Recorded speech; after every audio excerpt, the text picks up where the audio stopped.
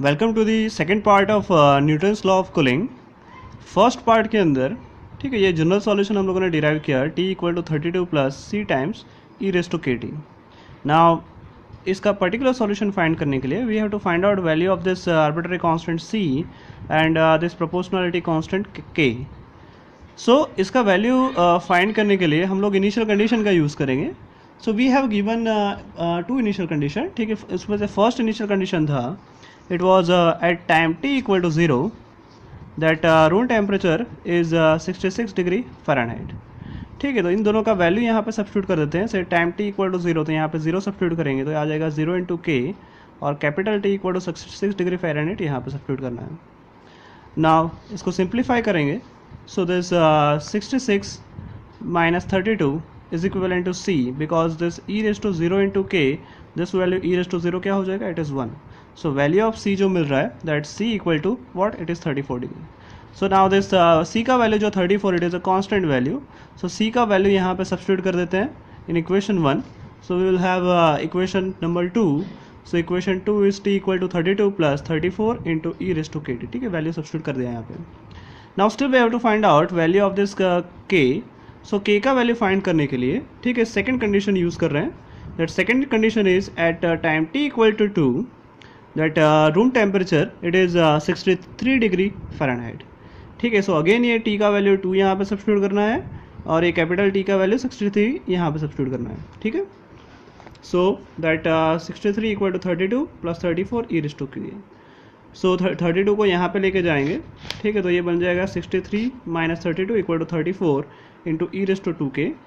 अभी इन दोनों का सब्ट्रैक्ट करेंगे तो क्या मिलेगा, इट इज़ 31, और ये डिवीजन में आ जाएगा 34, तो क्या मिलेगा 31/34 equal to e raise to 2k। ठीक है, ये कंडीशन मिल रहा है यहाँ पे। Now we all know this rule that log x with base e equivalent to y, ऐसा हमारे पास इक्वेशन है। तो अगर log को यहाँ से राइट हैंड साइड पे लेके जाएं, ऑपोजिट साइड पे, ठीक है, तो ये log जो है ठीक है यहाँ पे इसका जो बेस होगा, ठीक है, ये बेस टू द पावर ये टर्म वाला आ जाएगा।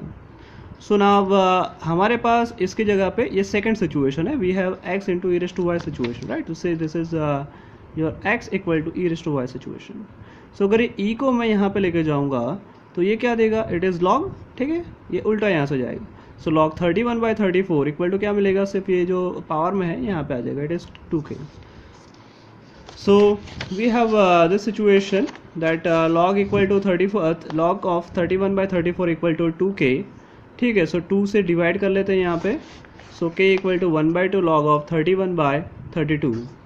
नाउ ये log का ये इसका सॉल्यूशन आप निकालोगे तो k का वैल्यू मिल जाएगा यहाँ पे, इट इज़ माइनस 0.046187। नाउ ये k का वैल्यू ठीक है, ये जो इक्वेशन 2 में यहाँ पे हम लोग सब्स्टिट्यूट कर देते हैं। सो पहला इक्वेशन 2 यहाँ पे लिखा हुआ है। So equation 2 is 32 plus 34 e raise to k t. k का वैल्यू जो है ठीक है यहाँ पे k की जगह पे सब्स्टिट्यूट कर देते हैं।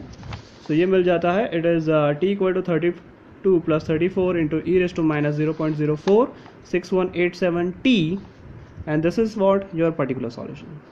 नाउ इनिशियली हमें बोला था कि at t equal to 10, that means जो हम लोगों ने लिया था एग्जाम्पल कि रात को अगर 11 बजे सो जाता है तो सुबह 9 बजे अगर उठें तो वो रूम का टेम्परेचर क्या होगा। So that difference is what, it is 10 hours.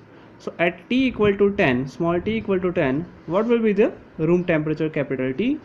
ठीक है, तो ये वैल्यू कैलकुलेट कर लेते हैं। So say at time t equal to 10, so t का वैल्यू यहाँ पे 10 यहाँ पे सब्स्टिट्यूट कर दो, और ये इसको सॉल्यूशन करोगे इसका। ठीक है, सिंपल सॉल्यूशन है, ये वैल्यू निकालोगे तो आपको रूम टेम्परेचर मिल रहा है। Room temperature at t equal to 10, it is what 53.4 degree Fahrenheit. ठीक है, so now this is your answer that room temperature is this. Okay, thank you.